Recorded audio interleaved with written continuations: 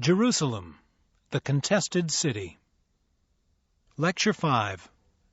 The Jerusalem of Jesus. We ended the last lecture with the first Roman direct intervention in the affairs of Judea and the Judeans, or as we now can call them, the Jews. It had to do with the coming of Pompey, the Roman general, and his taking over Jerusalem.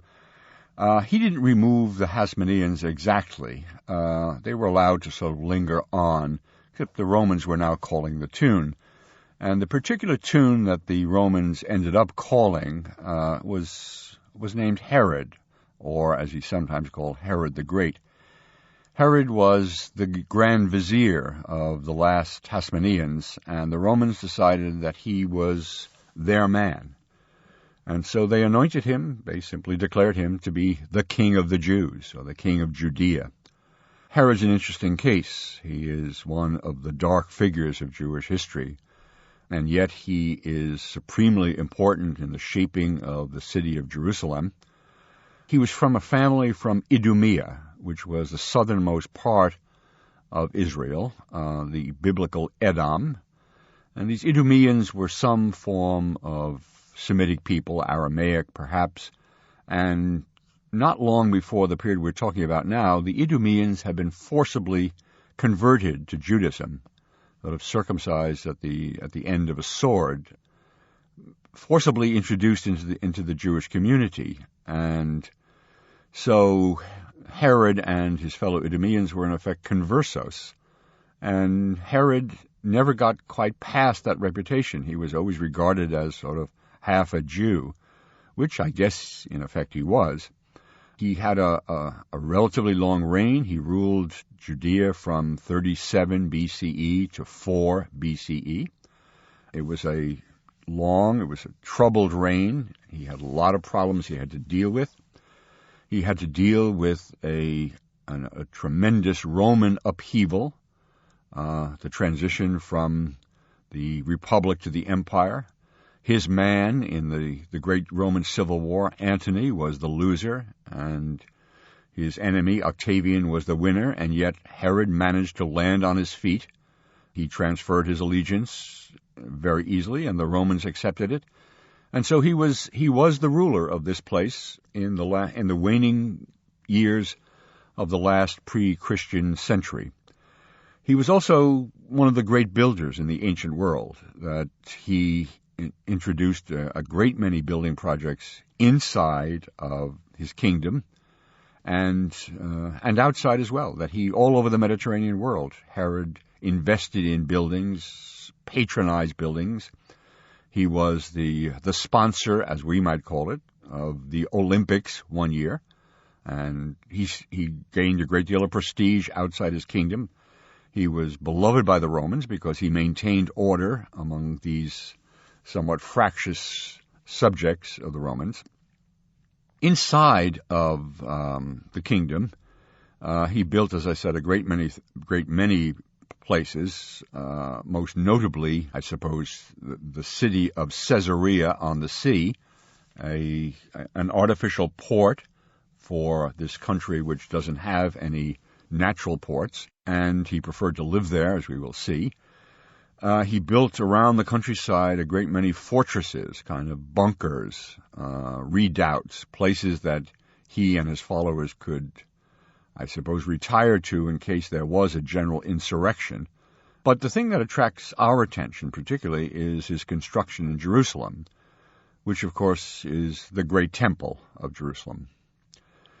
Jewish history tends to ignore Herod, and Jews divide their own history into First Temple times and then Second Temple times. By Second Temple, they mean the period of the temple that was rebuilt on the return from the exile down to its destruction in the year 70. But actually there are 3 temples in Israel. Solomon's, the Second Temple of Zerubbabel, and then the Third Temple that was built by Herod the Great. And it was built on the site of the earlier ones in Jerusalem, but on a much greater scale. This temple was begun in the year 20 before the Common Era. and it was not completed until the year 62 of the Common Era. So it was a very long time in building. In fact, all during the lifetime of Jesus of Nazareth, that temple was being constructed, and its date of completion, 62 of the Common Era, is only 7 so years before it's destroyed. It's only in existence a very short time. It's destroyed in 70. So it's an enormous project with a very short lifespan, as a matter of fact. What was involved in this temple is important to understand. It's built on the eastern hill of Jerusalem. I mentioned at the very beginning that Jerusalem is like a saddle. There's a western hill and an eastern hill with a valley in between. And the temples, Solomon's, Zerubbabel's, and Herod's, were all on the eastern hill. And so what Herod did was he had to level off that ground. He had to cut into it on one end, the northern end, and then create a kind of rubble base and then extend it out on the southern end. So the southern end of this platform upon which Herod is going to build his temple is supported by arches and things, interior arches at the southern end of this platform. The platform of Herod, which is built over the place where Solomon's temple was, has left no traces of Solomon's temple and none either of Zerubbabel's temple. What is interesting is that Josephus, who describes this building in some detail, we have 2 descriptions of it, by the way. One is by Josephus, who actually witnessed it. He saw it. Josephus died in the year 100, so he had seen the temple and had used it. And the other description comes from the Mishnah, which is in the year 200 of the Common Era, and so the rabbis of the Mishnah did not see it, but they pass on information about it. At any rate, we have some idea about it. This what we are told by Josephus is that Herod was so punctilious about the performance of the temple ritual that he managed to build his temple somehow around the temple of Zerubbabel, so that the liturgies, the sacrifices, were no way interrupted, right, in the course of the construction of this temple. It's not easy for us to understand this because of this construction of the platform, which seemed to have to level the whole place where Zerubbabel's temple was. Or maybe Herod simply extended a platform that was already in place. We don't know. At any rate, in Jerusalem today, Herod's platform is still there, right? It is still in place. And when people talk about the Western Wall, this holy place for the Jews of Jerusalem, they're talking about the western side of Herod's platform, the exposed western side of the platform. It's not a wall at all. It is a solid piece of stone. So, on top of this, Herod built his temple. And it had a number of courts, as Solomon's temple did. It had more courts than Solomon's temple did. And it had an enormous kind of royal stoa at the southern end. And in the northern corner, northwestern corner of the temple, was a great fortress, a garrison, called the Fortress Antonia, named after Herod's great good friend Mark Antony. And to Herod's credit, I suppose, he didn't change it to Fortress Augusta when Octavian, who took the name of Augustus, became the emperor. So the Fortress Antonia was the garrison which could overlook and supervise what was going on in the temple, which certainly needed supervision because Herod's reign, as I said, was also a troubled reign. There was lots of agitation going on, political, religious, etc. And that one of the places where this happened very often was in the temple. The temple was a very public place. And when it happened was during the great feast days of the holy days of pilgrimage, which I will get back to. So this Fortress Antonia is a very important part of the building. So we're not quite sure where the temple was located up on top of Herod's platform as it exists today. Right in the middle of the platform today is the Dome of the Rock, the Muslim shrine, and at the southern end of the platform where the royal stoa was, that royal colonnade for Herod's own use, is the Aqsa Mosque. We know where that was located, and we know where that stoa was located, but we don't know where the temple was exactly. And was it precisely where the Dome of the Rock is, as a lot of people think, or was it in some other location on top of the Temple Mount. It doesn't matter. To get back to the courts, the outer court was the court of the Gentiles, to which anybody had admission. And there was a sign there, and we found examples of the sign saying Gentiles may not enter any beyond this limit under penalty of death, because it would be blasphemy, it would be profanation, they could be killed, they could be stoned on the spot.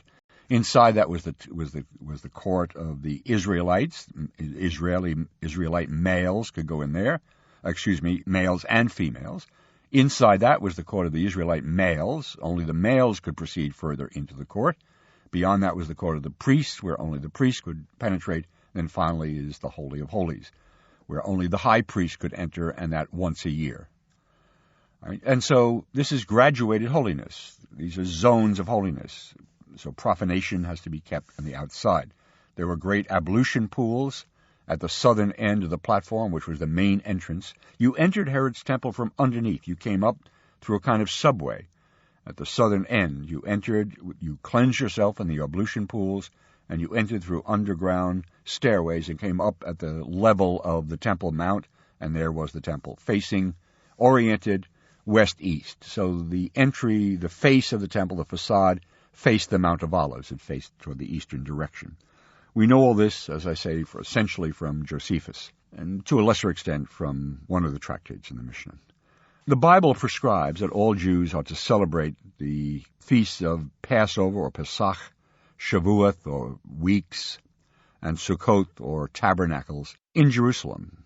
Right? When once the cult was centralized there, that was the only place where these great holy days could be celebrated, so that all Jews were constrained to come to Jerusalem and to offer sacrifice, to participate in the sacrifices and the other rituals there, inside the city. You didn't have to live inside the city. You had to come into the city for the actual celebration of these festivals, so that the populations were such that the number of people who showed up is they had to find lodgings at various places in the suburbs as well. But the point I want to make here is that most of our evidence for participation in these festivals dates from the Herodian days, that's when the most Jews came to the temple. And probably it was the attraction of this building. This was the largest public space in the ancient world. This platform and building, temple building, was clearly, by comparison to all the others we know of, this was the largest. This was the most spectacular. And it probably acted like a magnet to Jews, not only from Eretz Israel, who lived inside his kingdom, but Jews all over this diaspora, the Jews of the Eastern Mediterranean. And among those Jews was one who was called Jesus of Nazareth, who also participated in these, and his followers, as we shall see. Herod built other things in the city of Jerusalem, and one or two should be touched upon. The chief remaining monument to Herod in Jerusalem, apart from the temple platform, is on the other end of the city, on the western side of the city, at what is today called the Jaffa Gate. Just inside the Jaffa Gate there are a series of towers, one of which is Herod's original tower. He had built a citadel at the western gate to protect the entry into the city. And nearby he built his palace, which is still in the process of excavation. So Herod, when he lived in the city, when he stayed in the city, stayed in that palace at the western side of the city, the western gate. But Herod, like other rulers, like the Romans, for example, preferred not to live in Jerusalem, but preferred to live in Caesarea by the sea, this kind of Gentile city that he had built out there. One of the problems about holy cities is that you're overshadowed. If you're a political leader, right, it's like the president of France living in Lourdes. You don't want that kind of competition. That's not a good idea. And that's what Jerusalem represented in many cases, that had the temple and the priesthoods. And a ruler like Herod or a ruler like the Romans did not need that over their shoulder. So that is Herod's Jerusalem, walled. He walled it about, as had the Hasmoneans before him, and he built in the city, and we know some of his buildings.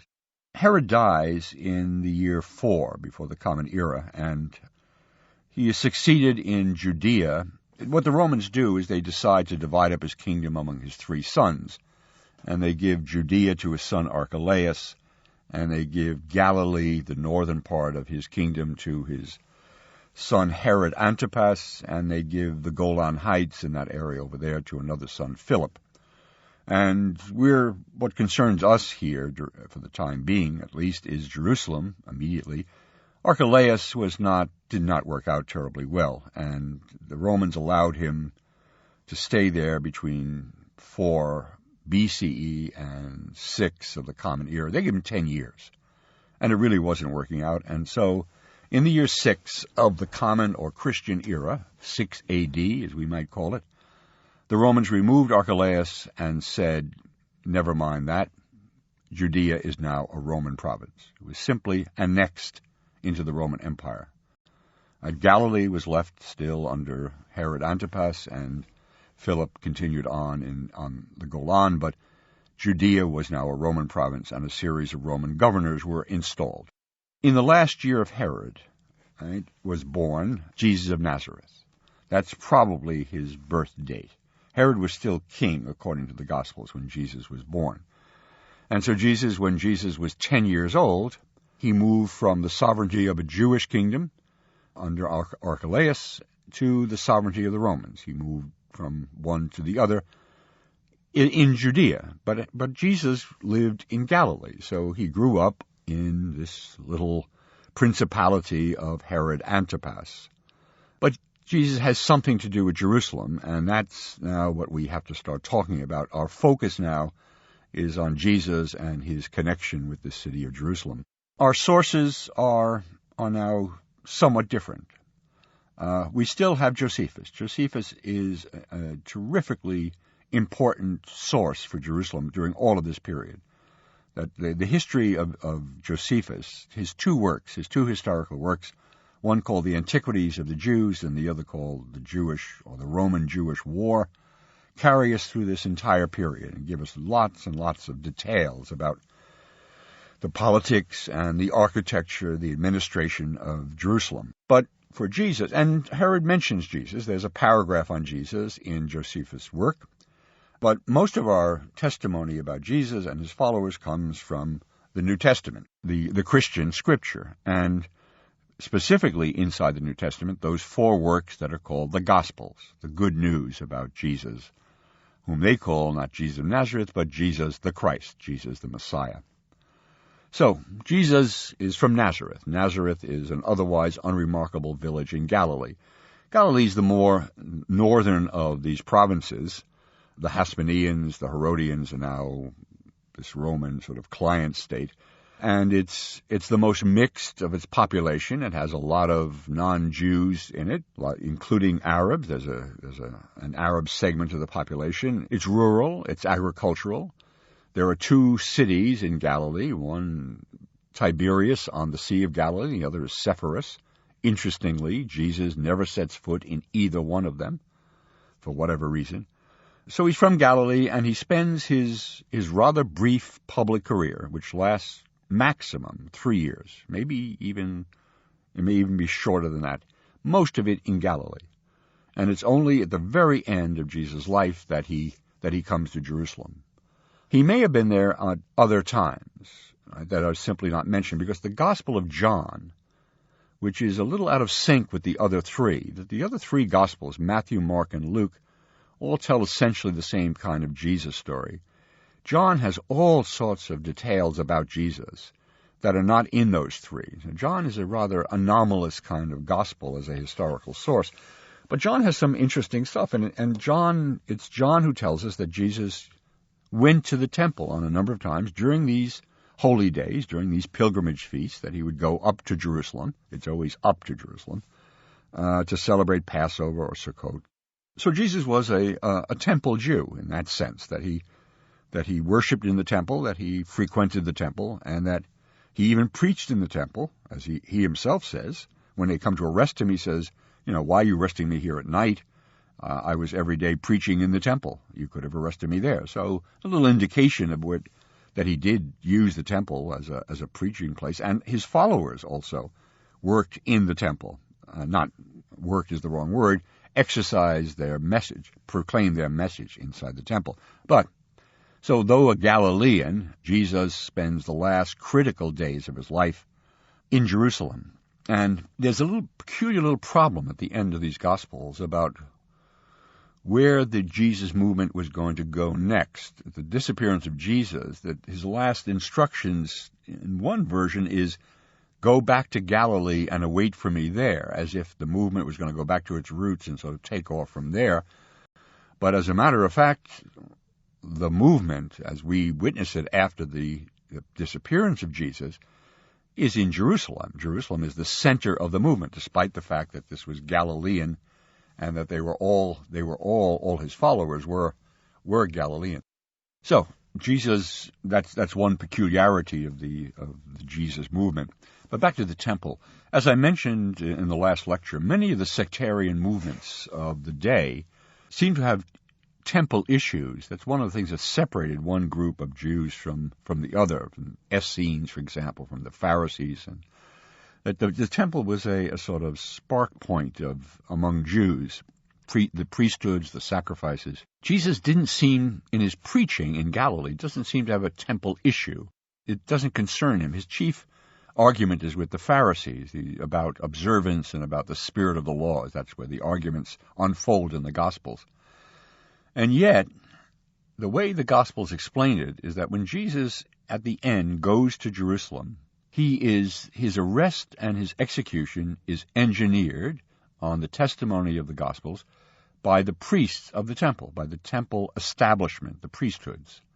And they weren't his enemies before. It was the Pharisees. But it's not the Pharisees who do this, according to the Gospel. It's the priests. And modern scholars looking at this and looking at the arrest and execution of Jesus, I mean, one of the problems that keeps arising is, why was this man put to death?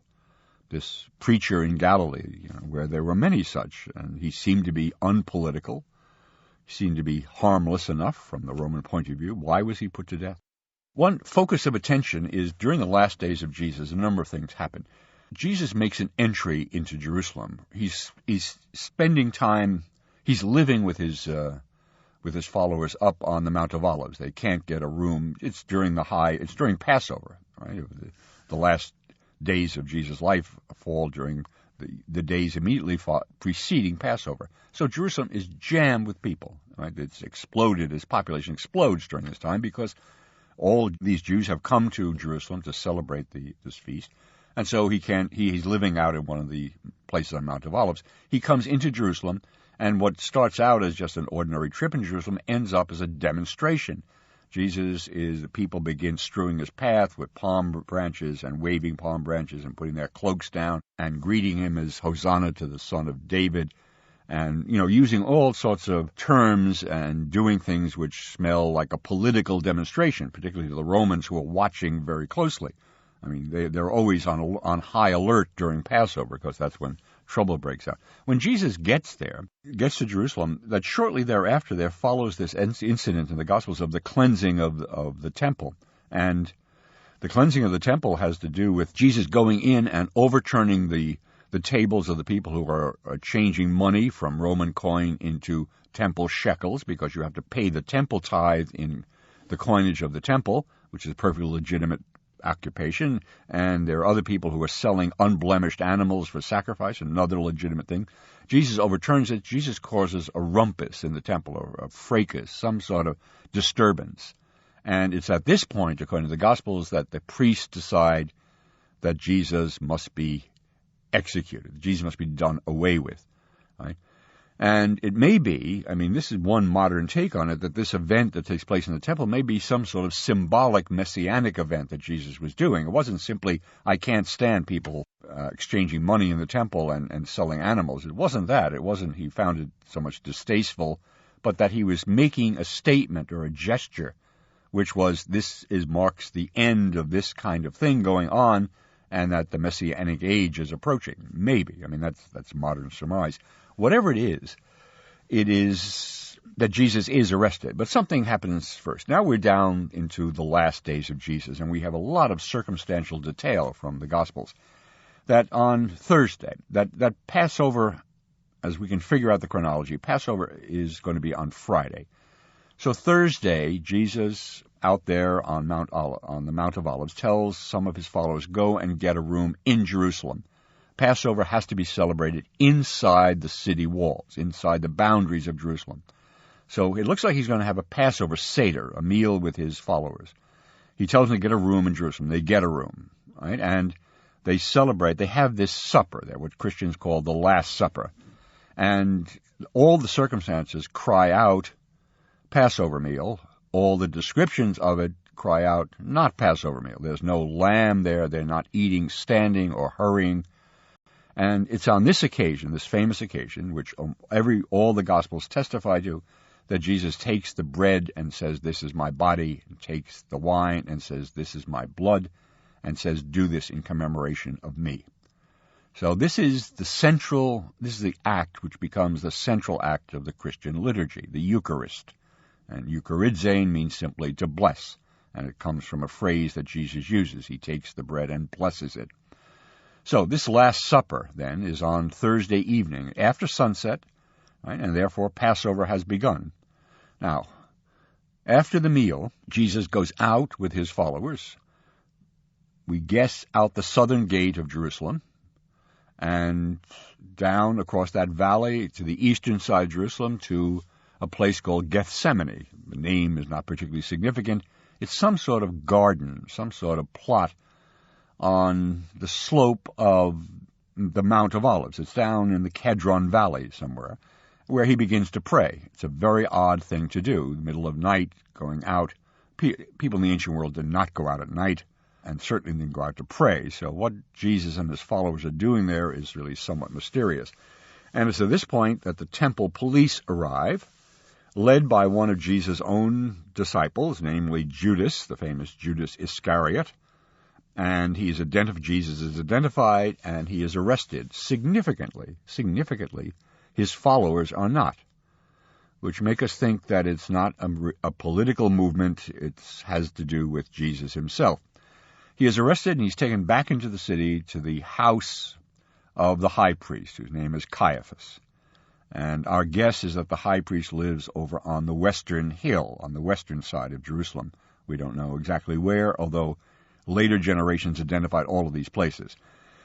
So there's a hearing. This is at night. There's a hearing before Caiaphas. There are witnesses who are introduced, and Jesus is accused of blasphemy, of saying he was going to destroy the temple, etc. And he is accused of blasphemy and condemned. And the issue comes up that we can't condemn him to death, which is what we really want to do, because we don't have the power. And that seems to be the case. That is to say, in losing sovereignty, what the Jews lost was the power of capital punishment, to execute people. They could condemn them, they could do minor offenses, but capital punishment resided in the hands of the Roman governor. And so the next morning, we're now Friday morning, and it is Passover, it is the day of Passover, that Jesus is taken to the tribunal of Pilate, Pontius Pilate, the Roman prefect or procurator of Judea. Not exactly a plum post for Roman administrators. There are much better places to be assigned than Judea. And Pilate then has to hear the case. This is rather interesting, just sort of in passing. We may return to this point. Where was this hearing before Pilate? Where was Pilate? The Christian tradition is almost unanimous in saying that Pilate was in the fortress Antonia, right? This fortress in the northwest corner of the temple precinct, and that's where the trial took place, and then Jesus was taken outside the city and crucified. And so that way of the cross that traces Jesus' way across the city goes from that place, the fortress Antonia, out to the site of Jesus' crucifixion. It seems far more likely that Pilate was in Herod's palace, right, in the royal palace in Jerusalem, which was out near what is today the Jaffa Gate. And so that's where the case was heard. But we can't be sure. At any rate, Pilate reluctantly, as the Gospels portray it, condemns Jesus to death, and Jesus is condemned to execution by crucifixion, and which is the standard way, one of the standard ways that Romans executed their criminals. And Jesus is taken outside the city walls. That is to say, outside the city walls that Herod had built and is crucified in a place where now mid-afternoon, early afternoon of Passover. The next day is the Sabbath, so one must show a little speed in this. He is crucified together with two people who are called thieves, who may be political prisoners. That may be a code word for political prisoners. At any rate, he is crucified, and as soon as it is certified that he is dead, he is removed rather hastily from this cross, because Sabbath is approaching at sunset, and everybody has to be home by then. He is put in a tomb which lies nearby. A stone is rolled across the face of the tomb. This is above earth interment. This is not burial in the earth. This is the Jewish custom. And that's the end. That's the end of the account of Jesus. And the next thing we hear is Sabbath passes, Sunday morning, first day of the week comes, and his followers go out to complete the burial process and discover that the tomb is empty. And there quickly begins to circulate among his followers the story that he is risen, right? Because one after the other, a number of people begin to say, we've seen Jesus. We've seen him in the flesh, not just an apparition or a ghost. We've actually seen him. We've seen him eating. We've seen him acting this way. He was dead. Certainly, he is now clearly alive. He is resurrected, to use this term. This goes on for a while until finally Jesus takes his followers out to the slopes of the Mount of Olives, and as they're watching, is taken up bodily into heaven, right? The ascension of Jesus into heaven from Mount of Olives. Now, we're finished with the Gospels. The Gospels end with Jesus' apparition or appearance to his followers, and we are now into the work that follows in the New Testament, called the Acts of the Apostles, the deeds of the apostles. And that what that tells us is that the scene we see is that after Jesus' ascension, his followers have collected in Jerusalem, in a room there, and there was it is the feast of Shavuot, or Pentecost, right? We're now 50 days after Passover, and this is one of the Jewish holy days, one of the pilgrimage feasts. The city is filled with people. The apostles, his inner circle, are visited experience the Holy Spirit, and now suffused with enthusiasm and courage go out and start preaching the message of Jesus to the Jews collected from all nations, right? As the Acts of the Apostles says, there in Jerusalem. And it is the beginning of the Christian movement. It is the beginning of what is called Christianity. The Jesus movement has now gone public, the pronouncement of Jesus the Messiah, and it happens in Jerusalem. After listening to Lecture 5, a student posed this question to Professor Peters. Is the Herod you mentioned the one who appears in the Christian Gospels? Let's listen to the professor's response. Yes, he does. Actually, two Herods show up in the Gospels. The first Herod, Herod the Great, the king who ruled from 37 to 4 BCE, appears early on in the life of Jesus. Matthew and Luke both describe the Herod's interest in the stories he heard circulating that a Messiah had been born. And according to Matthew, Herod pursues this story and tries to find Jesus. And it's in the course of this that he executes all children born in the vicinity of Bethlehem, age 2, have been born within the last 2 years. The famous slaughter of the innocents of early Christian history. That's Herod the Great. That's Herod the Father, and he dies in 4, the same year that Jesus is born. And so he's off stage. But there's the other Herod, who is just simply sometimes called Herod. That's Herod Antipas, Herod the son of Herod the Great, the ruler of Galilee, and so the sovereign of Jesus during most of his life. This Herod Antipas, is the one who executes John the Baptist, the famous, who married the wife of his brother Philip, namely Herodias, who had the famous daughter who did the famous dance and who requested the head of John the Baptist on the plate. This is the other Herod. This is Herod Antipas, ruler of Galilee. This ends Lecture 5.